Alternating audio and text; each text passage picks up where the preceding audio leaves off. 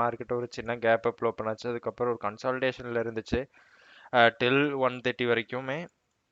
And அதுக்கப்புறம் இந்த triangle pattern என்னால் ஃபைன் பண்ண முடிஞ்சுச்சு with supports and resistance. Resistance பார்த்தீங்கன்னா ஒரு 4 1 2 3 4 5 கைண்ட் ஆஃப் ரெசிஸ்டன்ஸ். அந்த ரெசிஸ்டன்ஸை வந்து இந்த இடத்துல அழகா ப்ரோக் அவுட் ஆச்சு. இந்த இடத்துல லைக் இந்த கேண்டில் வந்து பார்த்தீங்கன்னா ஒரு நல்ல bullishness candle. And I weighted for the confirmation. இந்த இடத்துல ரீட்ரேஸில் நம்மளோட என்ட்ரியை பிளேஸ் பண்ணியிருந்தோம் எக்ஸாக்ட்லி ஹியர். ஸ்டாப் லாஸ் வந்து பார்த்தீங்கன்னா below this candle and risk reward ratio 1:3. So நம்ம ஃபிக்ஸ் பண்ணியிருந்தோம். ஸோ ஆஃப்டர் நம்ம வந்து என்ட்ரி எடுத்ததுக்கப்புறம் வந்து பார்த்தீங்கன்னா ஒரு கன்சால்டேஷனில் போச்சு. அதுக்கப்புறம் இந்த இடத்துல நம்மளோட ஸ்டாப் லாஸ் ஹிட் ஆயிருச்சு. ஸோ ஸ்டாப் லாஸ் ஹிட் அதுக்கப்புறம் வந்து பார்த்தீங்கன்னா அகெயின் ஒரு நல்ல ஃபால்.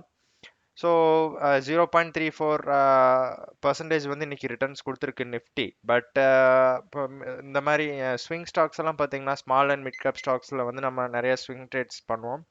ஸோ ஸ்டாக்ஸ் எல்லாம் பார்த்தீங்கன்னா 11%, 7%, 3, 5 அந்த இந்த இந்த ஸ்டாக் பார்த்தீங்கன்னா 7% அந்த மாதிரி மோஸ்ட் ஆஃப் த ஸ்டாக்ஸ் வந்து நல்ல ரிட்டர்ன்ஸ் கொடுத்துருக்கு இன்னைக்கு. ஸோ சி ஒரு ஒரு ஒரு கைண்ட் ஆஃப் பயாஸ்டு மார்க்கெட்டாக தான் இருந்திருக்கு. ஸோ இன்னைக்கு வந்து ஒரு லார்ஜ் கேப் ஸ்டாக்ஸ் வந்து அந்த அளவுக்கு ரிட்டர்ன்ஸ் கொடுக்கல. But small and mid cap stocks வந்து நல்லாவே ரிட்டர்ன்ஸ் கொடுத்துருக்கு. பட் இண்டெக்ஸை பொறுத்த வரைக்கும் பெரிய மூவ் அப்படின்னு சொல்லும் போது 0.34% அப்படிங்கிறது பெரிய மூவ் கிடையாது. ஆனால் வந்து பார்த்தீங்கன்னா நேற்று ஒரு 2% ட்ராப். ஸோ 2% ட்ராப்பை கம்பேர் பண்ணும்போது 0.34% பாசிட்டிவ் அப்படிங்கிறது அவ்வளோ பெரிய விஷயம் இல்லை.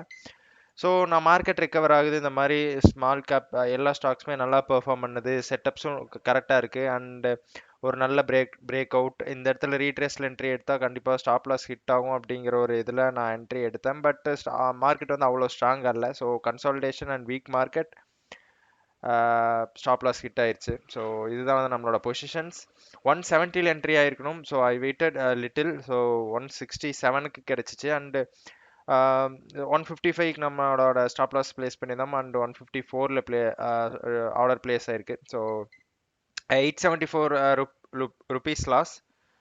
1 லாட் வச்சு நம்மளோட ட்ரேட் எடுத்திருந்தோம். இந்த இடத்துல நம்மளோட என்ட்ரி பிளேஸ் இதை வந்து ஆப்ஷன் சாட் என்ட்ரி வந்து பார்த்தீங்கன்னா 167ல் அண்ட் எக்ஸிட் வந்து பார்த்தீங்கன்னா எக்ஸாக்ட்லி இந்த இந்த கேண்டிலில் ஸ்டாப் லாஸ் ஹிட் ஆயிடுச்சு with 154.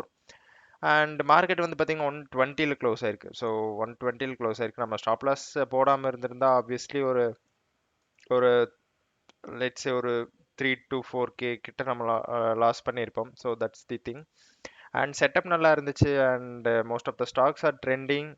So I thought the market will shoot up. But ஒரு கன்சல்டேஷனுக்கு அப்புறம் அகெயின் ட்ராப் தான் ஆயிருக்கு. ஸோ மார்க்கெட்டில் எதுவுமே இல்லை. லைக் நிஃப்டி இண்டெக்ஸை பொறுத்த வரைக்கும் ஒரு ஸ்ட்ராங்கான விஷயம் இல்லை. பட் பேங்க் நிஃப்டி பொறுத்த வரைக்கும் ஒரு ஆல்மோஸ்ட் ஒரு 1% ரிட்டர்ன்ஸ் கொடுத்துருக்கு. பட் நிஃப்டி பொறுத்த வரைக்கும் இன்னைக்கு ஒரு கைண்ட் ஆஃப் ஒரு ஒரு கன்சால்டேஷன் மார்க்கெட் தான் சொல்லணும். So that's the thing.